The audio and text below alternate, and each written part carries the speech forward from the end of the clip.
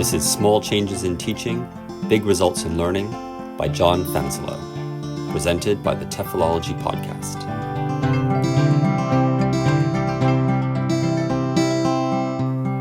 Hello and welcome to the third episode in this limited podcast series. This episode comes from Chapter 3, Section 9 of John's book, and it's called, Fortunately, the Copy Machine is Broken.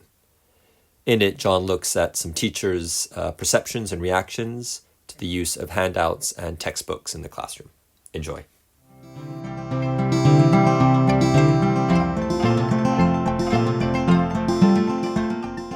Fortunately, the copy machine is broken.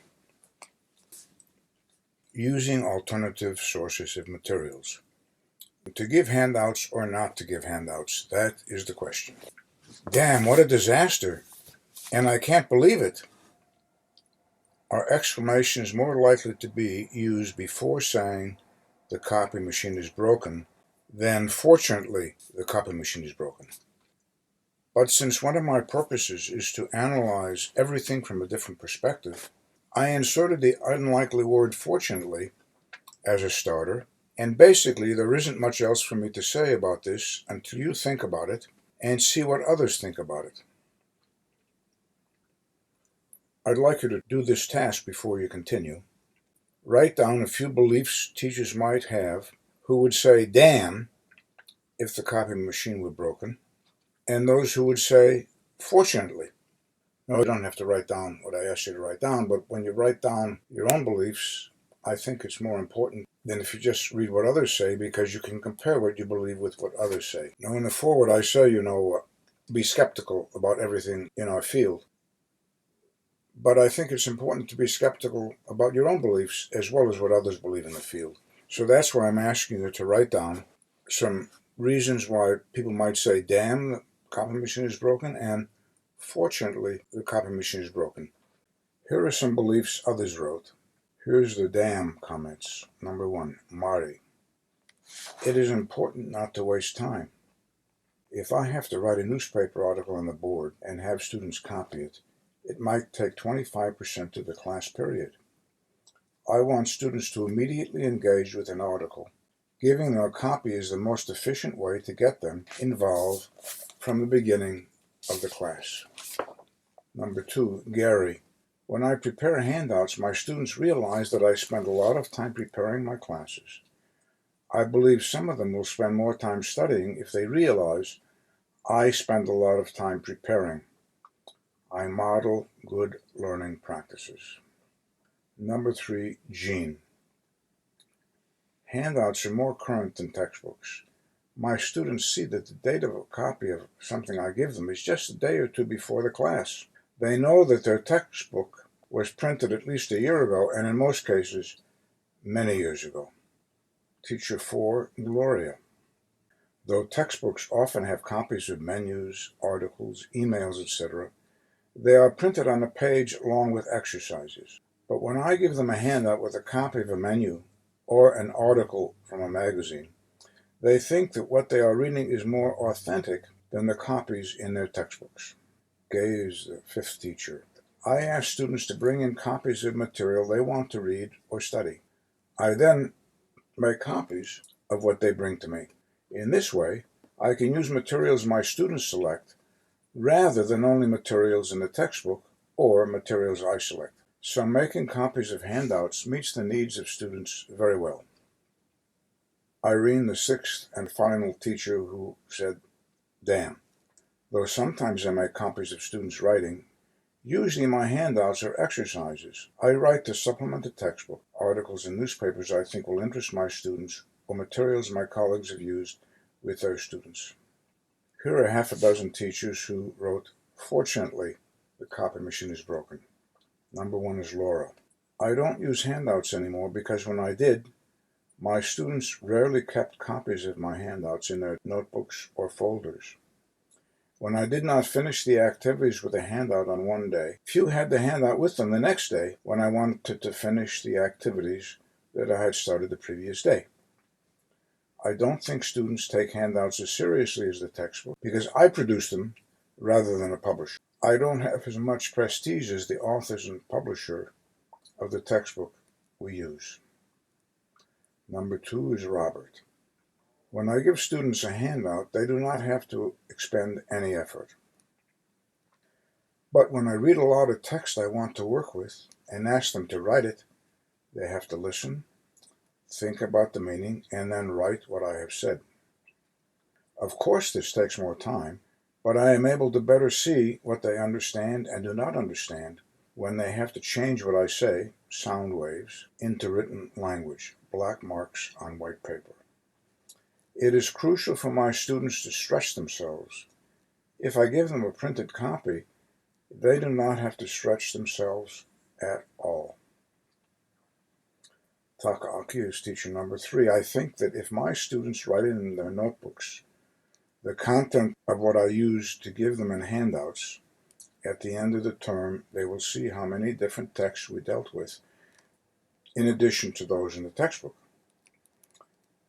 I also ask my students to record parts of our class so they realize that spoken material is as important as printed or written material. In a class of IT students, who all have laptops, I have them enter materials I provide in their laptops. So they are creating for themselves a record of many spoken and written texts that I have used. Sergio, teacher number 4, I ask my students to bring in articles or recordings that interest them. But of course, different students have different interests. I ask each student to tell the class in 1 minute or less what the material is. Those who are interested in the topics that the various students present gather around them and listen and write what the person reads aloud or has them listen to from a recording. When I make one handout for all students, the chances that all will be interested in the same topic are very small. One size never fits all, and one topic rarely is of interest to all students. 5th teacher, Patrick. If the copying machine is always broken, and I can never make copies, I could ask students to bring in samples of language they selected. I could write supplemental exercises together with my students. I could think of my students as colleagues as well as my fellow teachers as colleagues. If my students work with materials they select and develop exercises for, they might learn just as much as from the materials and exercises they jointly produce as from those from the education industry. Final teacher, Mariko. Handouts are to me like lesson plans. They constrain me. I think that much of teaching is no different from a conversation. We pick up what another person asks, what the other person misses, and what we miss, and spontaneously interact.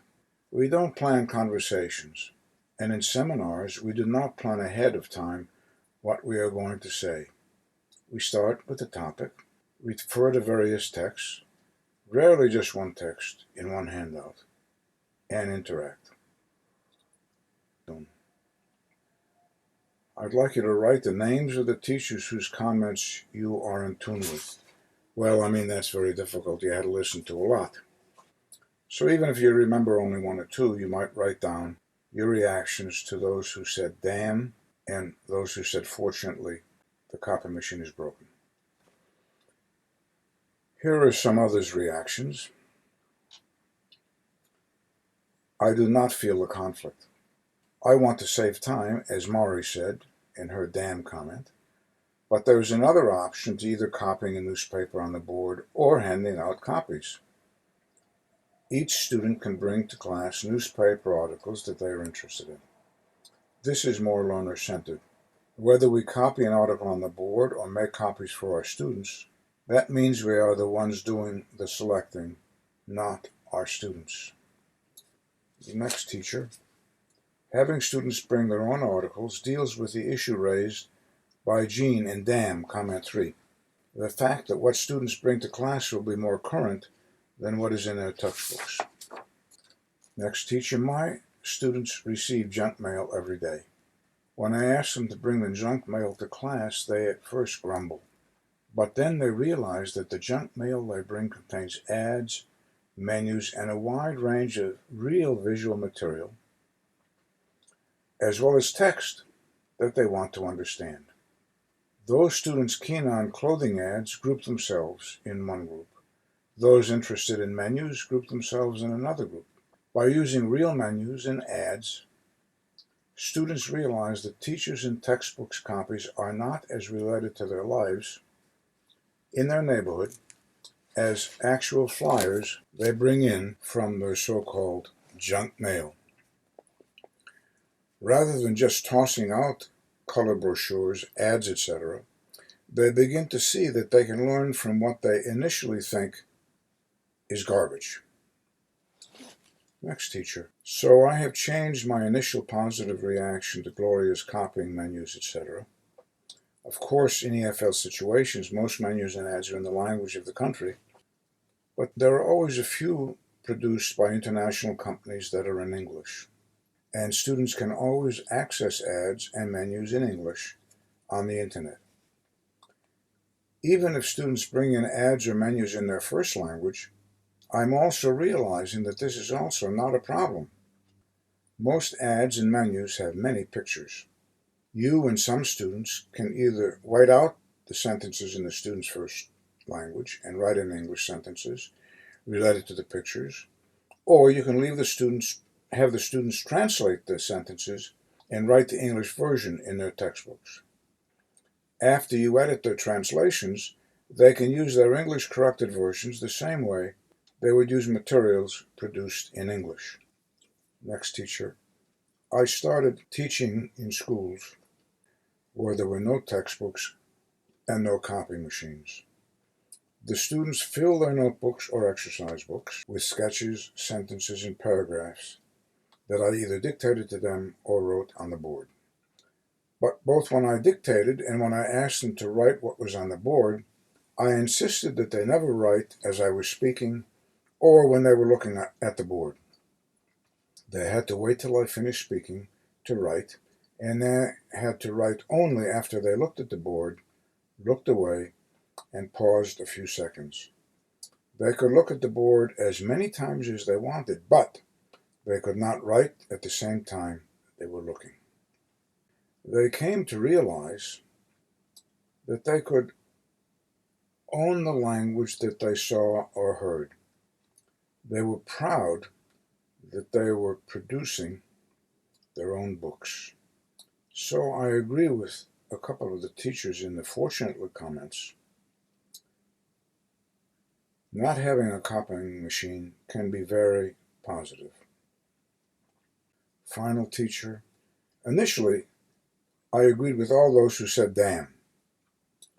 But after asking my students to write about what they thought about my handouts and our textbook, most of them said that the readings in the textbook were out of date and keeping track of all of my handouts was impossible.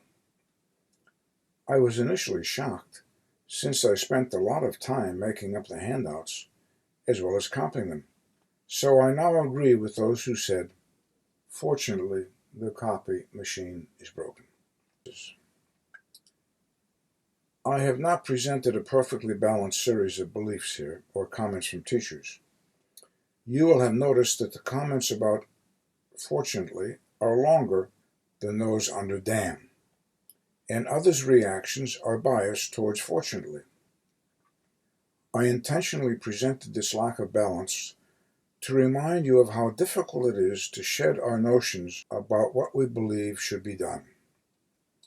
Having said this, when I ask teachers and students what options they prefer, I consistently am told that learners find materials they prepare and are asked to do specific tasks with more useful than those in textbooks or in handouts that their teachers themselves prepare. But do not just believe what I tell you. Ask your students which options they prefer and why. If you can discuss the alternatives in the student's first language, you will likely get more sophisticated comments. If you have to use English, asking your students to rate statements before a discussion will provide a great deal of information. A direction like this can provide a clear indication of student preferences. Today, you use copies I made of a menu Jose had brought into class last week. Yesterday, you each brought in a menu you wanted to learn about. Write Joe's menu and my own menu in your notebooks. Then rate both by drawing 1 to 5 plus signs next to the choice you prefer. And then please write 1 or 2 reasons for your rating. Having your students write statements in just one way to learn what your students think about activities and materials. How do you usually decide or find out whether your students enjoy and or learn from an activity or not? Can you think of any other ways? I'm sure you can.